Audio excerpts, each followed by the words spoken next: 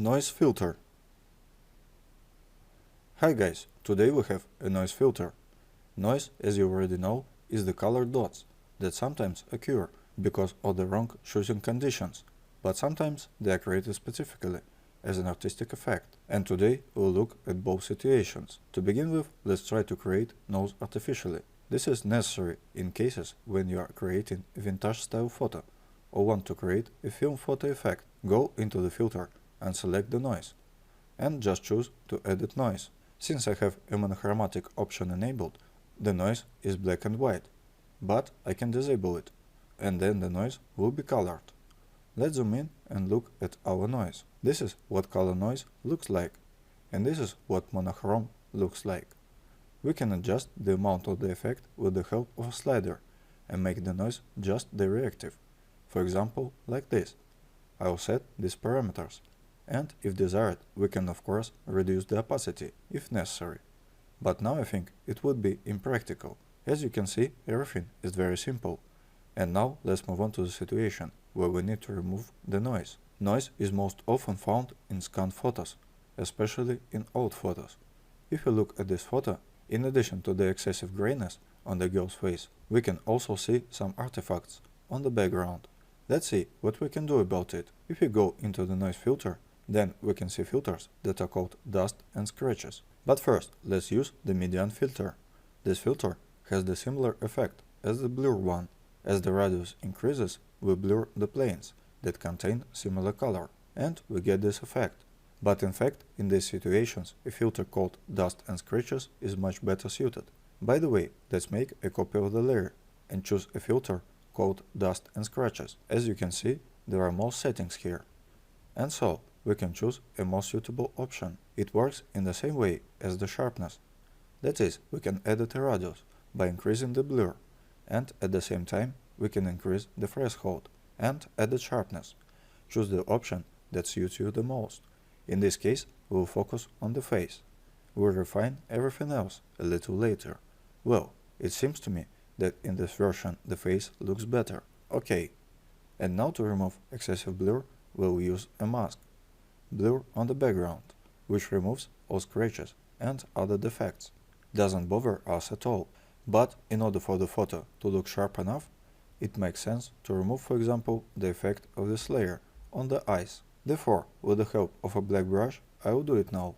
Look, if you take a brush with a non-transparency of 100%, the effect turns out to be quite tough. Therefore, I will slightly reduce the degree of opacity of the brush. So, let's pick up and try to work out the features of the face in this way, so that there is no feeling that we don't have sharpness in the photo. You can also work with hair. The main thing is not to touch the skin, so that we don't have that grain that we had. You can also work with the hand, and perhaps even with a dress, because all these defects on the dress are not visible to the extent that they were visible on the face. That's the picture we got. Let's compare what we had and what we have now. Maybe even a little bit like this. I'll edit a little bit on my face. And in order to make this photo even more expressive, we can, for example, use the levels adjustment layer and move the sliders a little. Choose the most appropriate value. This is what the source image looked like, and this is the result. Maybe it's still possible to refine here.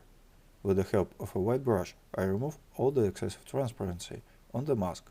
By the way, if you want to further refine this photo, you can create a composite layer and use tools such as a dodge and burn. Or you can create a new layer filled with 50% gray. Switch to soft light mode and use the dodge and burn tools on it. It looks like this. We choose a 50% gray color. It corresponds to the value 80, 80, 80. That's what it looks like. Fill out the layer with this color, Alt plus backspace. Change blending mode to the soft light. Look, nothing changes here, because 50% gray reflects as transparent in the soft light mode. But if we use the dodge or burn tool on this layer, the color will become darker or lighter, and thus we can emphasize the details that we need. Let's take the dodge tool and try to make the eyes lighter. I take a soft brush. I think it will be more correct, and it will lighten the whites of the eyes a little. Of course, it must be done carefully, because if it is done excessively, as I have done now, then of course it won't be good.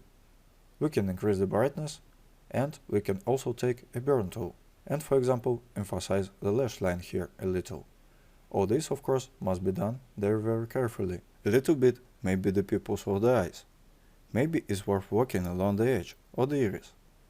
I try to darken the lips a little. I don't even know if it will be good or not. Well, I'll try to do it a little bit. I'm afraid I overdid it a bit, but I think the principle is clear to you, and you can do it better. Well, you can decide whether to apply this effect or not. I wanted to show you the principle. Well, at the very beginning, our photo was like this. And now, let's move on to the next example and consider how we can remove color noise. I have such a photo. I made a copy of the layer. Go into the filter, noise, reduce noise. And immediately we already have some settings here. And the effect is visible right away. But still, let's see how it works. Let's put everything on 0. And let's start with a slider called Reduce Color Noise. When we move the slider to the right, the color dots turn black and white. And when the strength increases, blur occurs. It is better visible at 100%. Let's blur as much as possible to completely remove the noise. And then we'll add some sharpness with a sharpen filter. If necessary, we can of course add a sharpen details, like that. But this can simultaneously lead to an increase of noise again. Therefore, it is better and better to do this already with the help of a sharpen filter. I will duplicate the layer again, and let's choose the Smart Sharpen. And these are the settings I already have, and I think I will leave them. That's how it all started. And that's how it ended. Of course, it is very difficult to remove the noise completely on such low quality photos, and it's not possible to make this photo flawless. But if there is a little noise in your photo, then with the help of this filter, you can completely cope with it. I think you can easily handle both the addition of noise in this photo and its emphasis on black and white and color photos. It was Peter Romanov and AIM School. See you next time.